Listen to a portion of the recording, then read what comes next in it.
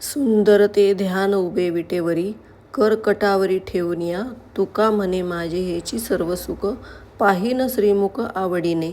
आषाढी एकादशीचा आला सण, विठ्ठलाच्या भक्तीत रमून जावे मन, विठ्ठलाचा आशीर्वाद सदा तुमच्या पाठी राहो. या तिथीला देवशयनी एकादशी म्हणतात. ह्या दिवशी भगवान विष्णू क्षीरसागरात 4 महिन्यासाठी योग्य निद्रेत जातात.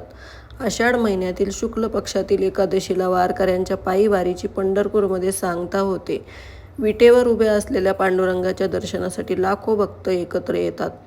आषाढी एकादशी हे महाराष्ट्रातील सर्वात मोठे पवित्र व्रत असून ह्या दिवशी पंढरपूरची वारी आणि विठ्ठल भक्तीचे महत्त्व असते. हाय, हॅलो, नमस्कार. मी अर्चना, अर्चीस कॅप्टी कॉर्नरमध्ये तुमचं सर्वांचं मनापासून स्वागत करते. तर सर्वांना आषाढी एकादशीच्या खूप खूप शुभेच्छा. तर मी स्वामींसाठी हे वस्त्र शिवलेलं उपरणं आणलं होतं मी एक नवीन. तर त्याचं हे धोती आणि शेला आणि फेटा असं बनवलं मी एक दिवस अगोदरच, आणि ते घालून बघावं म्हटलं कसं दिसतं काय. तर घातल्यानंतर मला ते काढावंच नाही वाटलं, कारण मी एकादशीच्या दिवशी घालणार होते. मग त्याच दिवशी त्यांना ते वस्त्र मी घातलेलं. आणि हे जे आहे तर विना, तर ते क्लेचं माझ्या सिद्धेशनी बनवलेलं. तर ते छान वाटते स्वामींपाशी ठेवलं तर. आता लाकडी जे आहे तर ते माझ्याकडे अवेलेबल नव्हतं, पण मग मी हे ठेवलं.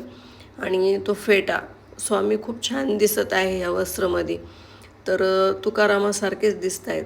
त्याच्यानंतर मग घरातल्या देवांची देवपूजा वगैरे केली आणि छान अशी विठ्ठलाचा जो टीका आहे त्याची मी प्रतिमा रांगोळीत काढली आणि मस्त देवाऱ्यातल्या देवांना आंघोळ वगैरे घालून घेतलं. आणि मग फुलं वगैरे आणलेले. मग स्वामींना पण मोगऱ्याचा गजऱ्याचा तो हार घातला मी गळ्यात, गुलाबाचं फूल ठेवलं आणि धूपदीप दाखवलं.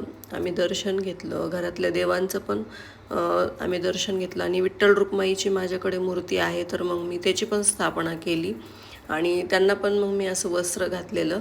माझ्याकडे ते कळसला घालण्यासाठी तो वस्त्र आहे ना, तर त्याचा तो पदराचा भाग आहे, त्याची मी अशी साडी घातली रुक्माईला. आणि विठ्ठलाला जे आहे तर स्वामींचे जे वस्त्र आहे त्याची धोती आणि शेला असं घातलेलं. तर खूप छान दिसत आहे विठ्ठल रुक्माई पण. आणि जे देवाऱ्यातले स्वामी आहे त्यांना पण छोटंसं शेला शिवला मी तसा. तर त्यांना पण म्हणजे तुकारामासारखंच रूप दिलेलं. आणि त्याच्यानंतर माझ्याकडे पितळाची विठ्ठल रुक्माईची मूर्ती होती, तर मग मी त्याच्यावरती अभिषेक केला पंचव्रतांनी. आणि त्यांना पण तांदूळ ठेवून त्याच्यावरती स्थान दिलं आणि छान अशी पूजा केली. आणि अभिषेक करता वेळेस मी ओम नमो भगवते वासुदेवाय नमः, ओम नमो भगवते वासुदेवाय नमः ह्या मंत्राचा जप केला. आणि त्याच्यानंतर दिवसभर मग विष्णू सहस्रनाम वगैरे ते मी मोबाईलवरतीच ऐकलेलं.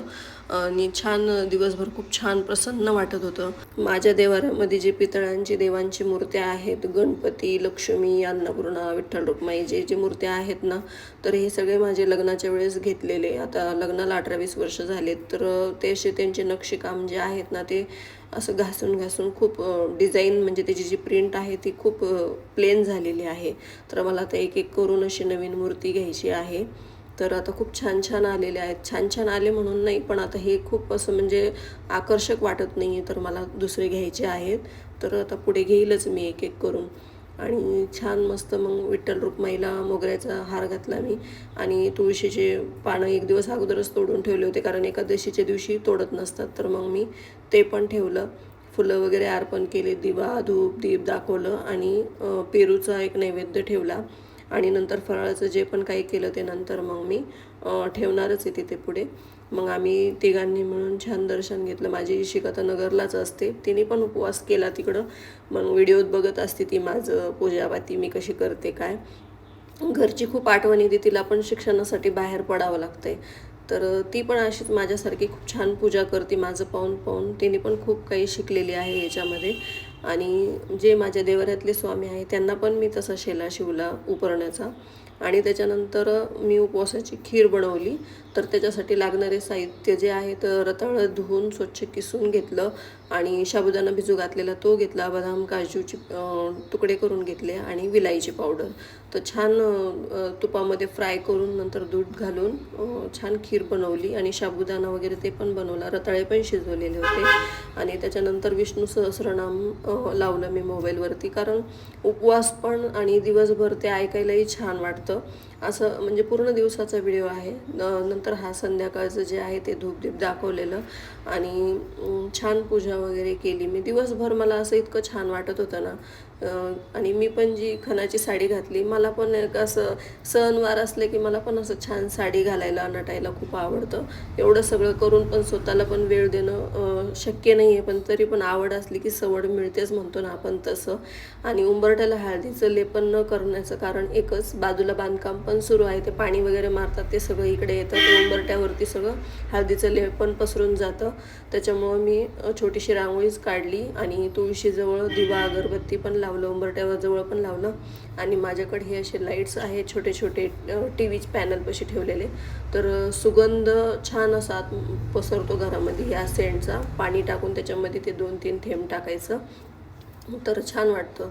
तर अशी आजची सेवा पूजा झाली. कशी वाटली तुम्हाला नक्की कमेंट करून सांगा. पुन्हा भेटूया अशाच छानशा व्हिडिओसोबत. तोपर्यंत बाय बाय.